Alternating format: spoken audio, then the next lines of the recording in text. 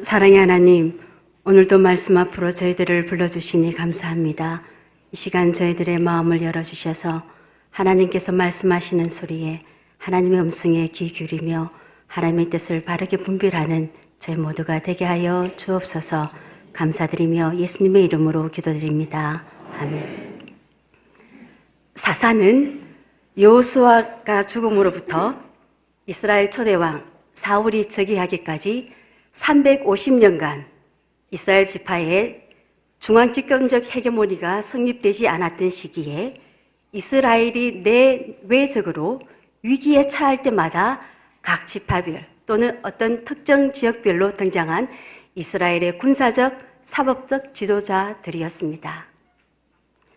사사기는 이러한 과도기적 체제 때, 즉 이스라엘의 왕이 없던 시기에 사사들의 영웅담적 에피소드를 중심으로 당시의 역사를 조망하고 있습니다.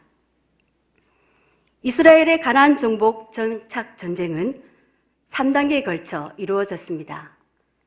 제1단계는 이스라엘 전체 지파가 연합해서 가나안 전국의 거점을 확보하는 단계였고, 두 번째 단계는 이스라엘 각 지파에게 가나안 땅을 분배하는 단계였습니다.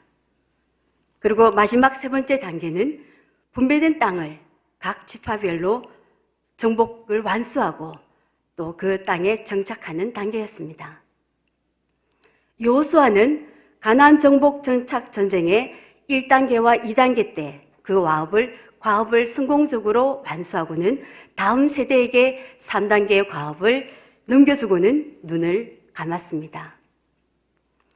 이스라엘의 하나님 여호와께서는 이스라엘이 그들의 하나님께 순종하는 한 반드시 그 땅의 남은 족속들을 쫓아내시고 그 땅을 이스라엘에게 주시겠다고 약속하셨습니다. 그러므로 여호수아 이후의 세대들은 여호와의 약속을 믿고 그들에게 맡겨진 제3단계의 과업을 수행하기만 하면 그들은 약속의 땅에서 안식과 축복을 누릴 수 있었습니다.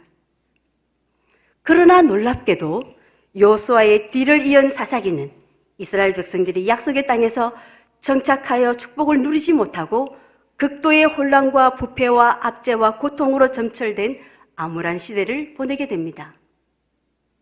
왜 이렇게 되었겠습니까?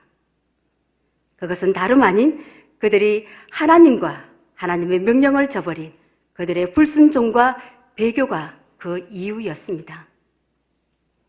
즉 이스라엘 백성들은 가나안 족속을 다 진멸하라는 하나님의 명령에 불순종하고 그들을 일부 남겨두었으며 또 그들과 통혼하는 등 가나안인들의 문화와 생활에 동화되었고 급기야는 여호와를 버리고 바알을 섬기는 배교의 길을 걷기 시작한 것입니다.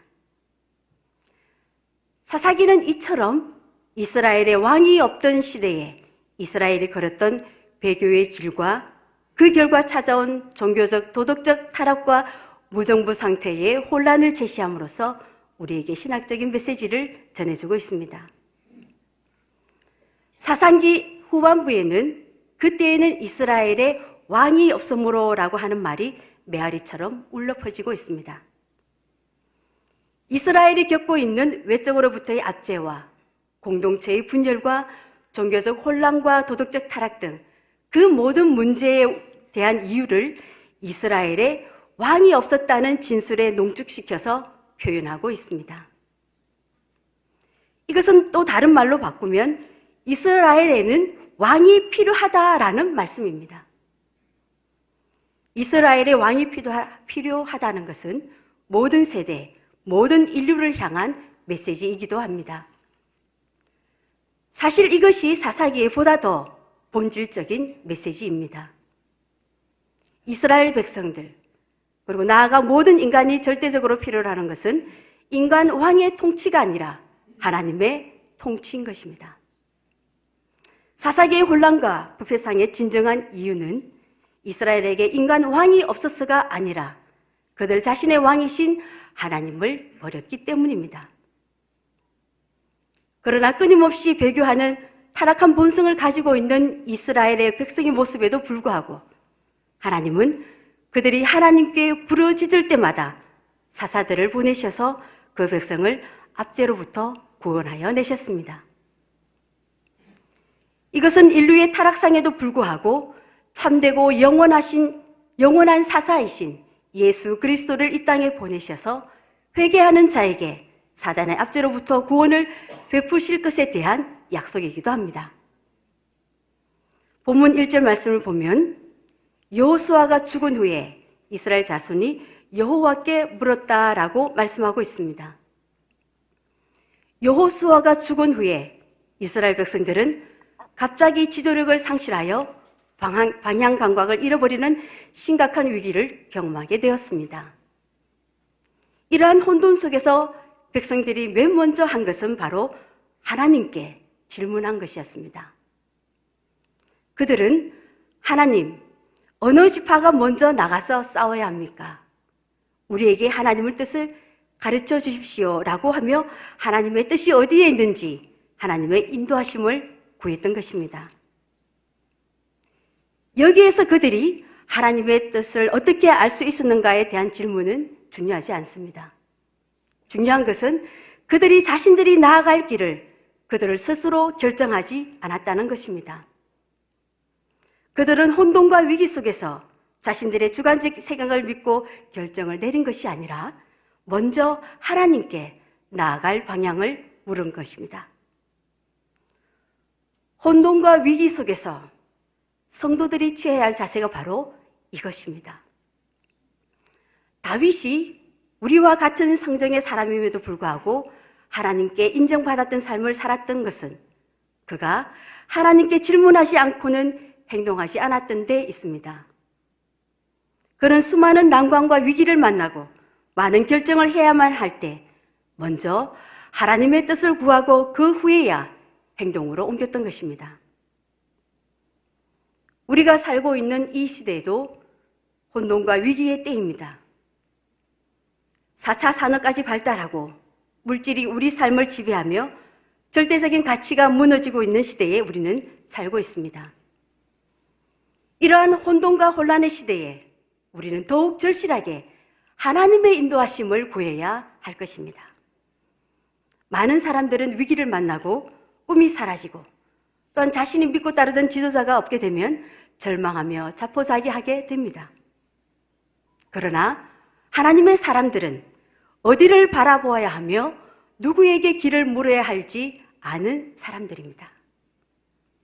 시편 기자는 우리에게 이렇게 말하고 있습니다. 너희 길을 여호와께 맡기라.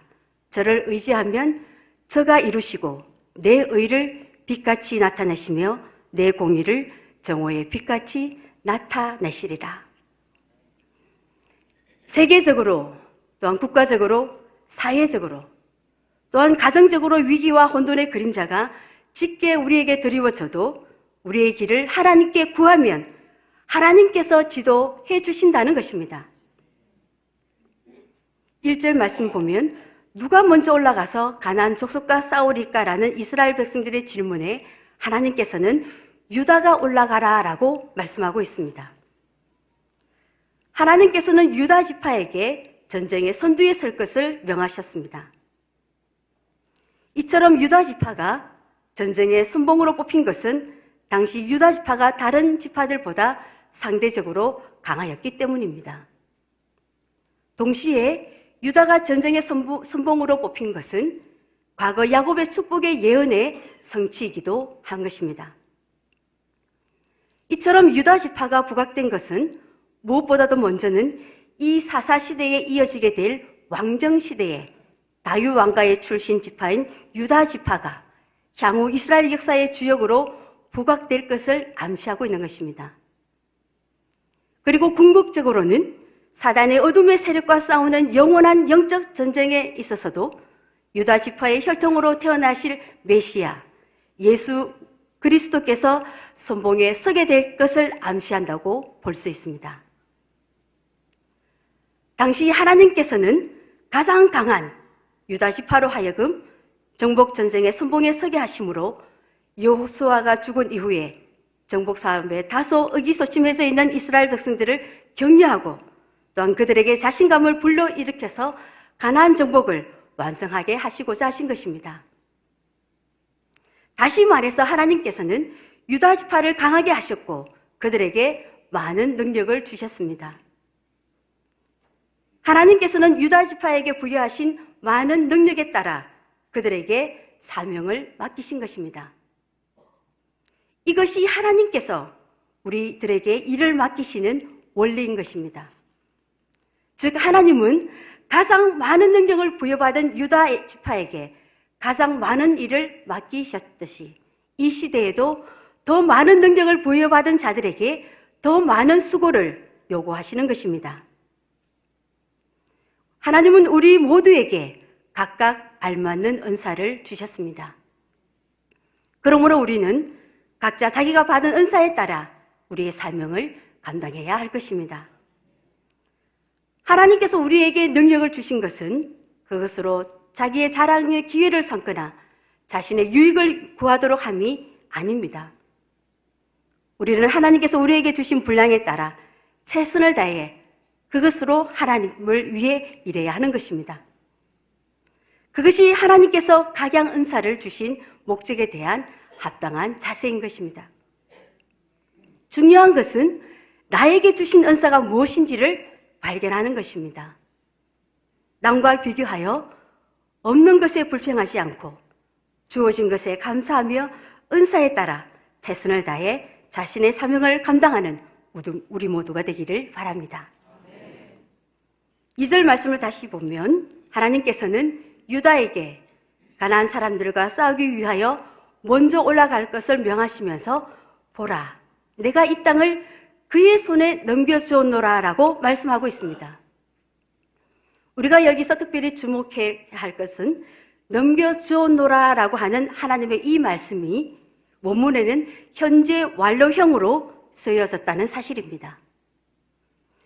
이는 그 땅이 이미 유다 지파에게 주어졌음을 말하고 있는 것입니다. 즉 앞으로 되어질 일도 아니고 현재 진행되는 일도 아니고 이미 끝난 상태라는 것입니다. 이처럼 하나님께서 아직 일어나지 않는 미래의 일을 현재 완료형으로 표현하신 이유는 이 일이 아직 이루어지지 않았지만 이미 이루어진 것이나 다름없을 정도로 확실한 일이었기 때문이었습니다. 즉 하나님께서 약속하신 이상 무슨 일이 있어도 반드시 이루어진다는 것입니다. 따라서 유다 지파는 아무것도 두려워할 필요가 없었으며 단지 나아가서 적들과 싸우기만 하면 되었던 것입니다. 이처럼 하나님께 승리를 보장받은 자들은 아무것도 두려워할 필요가 없는 것입니다. 하나님의 언약은 이미 과거에 성취되었고 또 현재에도 성취되고 있으며 미래에 더 완전하게 성취될 것입니다.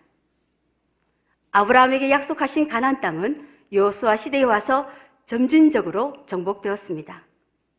이처럼 하나님의 약속의 말씀은 과거에도 또한 오늘날에도 계속적으로 이루어지고 있는 것입니다. 우리 인간은 오직 믿음으로 하나님의 약속이 이루어지는 것을 바라보며 감사할 뿐인 것입니다. 우리의 철저한 믿음과 순종만이 하나님의 약속이 이루어지는 것을 맛보며 승리의 삶을 살 수 있게 하는 것입니다. 오늘 말씀에서 여호수아가 죽은 이후에 이스라엘 공동체가 지도자의 부재의 길로 길을 잃어버린 위기에 처했을 때 그들은 여호와께 앞으로 그들의 정복 전쟁을 어떻게 풀어나가야 할지 묻고 있습니다. 국가적으로든 사회적으로든 가정적으로든 개인적으로든 우리는 길을 잃어버리는 위기를 당할 때가 있습니다. 길을 잃었을 때 우리는 어떻게 해야 합니까? 길을 물어야 합니다. 그것도 길을 알만한 사람에게 길을 물어야 도움을 받을 수 있습니다. 비싼 돈 주고 자기 앞길도 모르는 사람 앞에 찾아가서 물어보면 어떻습니까? 뻔한 답만 하게 됩니다. 우리 인생길에서 방향 감각을 잃고 심각한 위기에 처했을 때 우리는 누구에게 길을 물어야 할지 이미 잘 알고 있습니다. 바로 우리를 지으신 하나님입니다. 우리의 생각과 경험과 지식으로 결정 내리지 않고 나를 조성하신 하나님께 먼저 우리의 길을 물어야 하는 것입니다. 하나님께서는 우리가 나아갈 방향을 가장 잘 아시기에 우리를 가장 잘 인도해 주시는 것입니다. 죄와 사망의 길에서 어디로 가야 할지 몰라 방황하며 길을 묻는 인생에게 우리 주님께서는 친히 길이 되셔서 생명의 길, 구원의 길을 보여주셨습니다. 길이 되시는 그 주님께 우리 인생의 모든 문제를 맡기고 의지하면 주께서 책임져 이루어 주시며 우리의 앞길을 의와 공의로 빛나게 하시겠다고 약속하셨습니다. 또한 우리의 길이 되시는 주님께서 우리 앞길에 정복해야 할 많은 문제를 이미 우리 손에 넘겨주셨습니다. 길 되신 주님과 함께 할 때 우리는 우리 앞에 있는 문제는 더 이상 우리를 삼킬 수 없으며 우리는 이미 이긴 싸움을 하게 되며 승리할 수밖에 없게 될 것입니다. 그러므로 하나님의 이 약속의 말씀을 늘 기억하여 우리에게 주어진 삶의 자리에서 믿음과 순종으로 이 약속의 말씀이 이루어지는 것을 경험하는 저와 여러분의 삶이 되기를 바랍니다. 기도하시겠습니다. 하나님, 인생의 위기와 시련 앞에서 하나님만이 저희의 길이 되시며 생명이 되심을 기억하며 늘 약속의 말씀을 붙잡고 나아가는 저희가 되게 하옵소서. 저희 앞길에 풀어야 할 많은 문제 또한 하나님께서 저희 손에 이미 넘겨주신 일임을 알고 두려워하거나 무서워하지 않고 길 대신 주님과 함께 거뜬히 감당하는 저희가 되게 하옵소서. 하나님, 이 민족에 나아갈 길을 보여주시며 세계 열강의 틈바구니에서도 하나님만을 의지하고 신뢰함으로 당당한 이 민족이 되게 하옵소서. 또한 예측할 수 없는 남북관계에서도 길 대신 하나님께서 친히 가장 선한 길로 인도하여 주옵소서. 감사드리며 우리 주 예수 그리스도의 이름으로 기도드리옵나이다. 아멘.